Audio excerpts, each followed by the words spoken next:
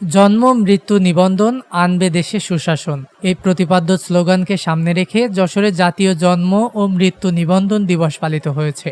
রোববার সকালে জেলা প্রশাসকের কার্যালয় চত্বরে বেলুন উড়িয়ে দিবসটির উদ্বোধন করেন জেলা প্রশাসক মোহাম্মদ আজাহারুল ইসলাম। উদ্বোধন শেষে জেলা প্রশাসকের কার্যালয় থেকে বর্ণাঢ্য র্যালি বের করা হয়। র্যালিটি শহরের প্রধান প্রধান সড়ক প্রদক্ষিণ করে পুনরায় সেখানে এসে শেষ হয়। পরে কালেক্টরেট ভবনের অমৃতাক্ষর সভাকক্ষে এক আলোচনা সভা অনুষ্ঠিত হয়।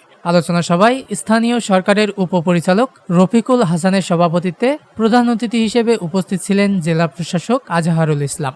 বক্তব্য রাখেন প্রেস ক্লাব যশোরের সভাপতি জাহিদ হাসান টুকুন, সদর উপজেলা নির্বাহী অফিসার শারমিন আক্তার, রামনগর ইউনিয়নের প্রশাসনিক কর্মকর্তা মিজানুর রহমান, নওয়াপাড়া ইউনিয়ন পরিষদের ডিজিটাল উদ্যোক্তা সেলিম রেজা।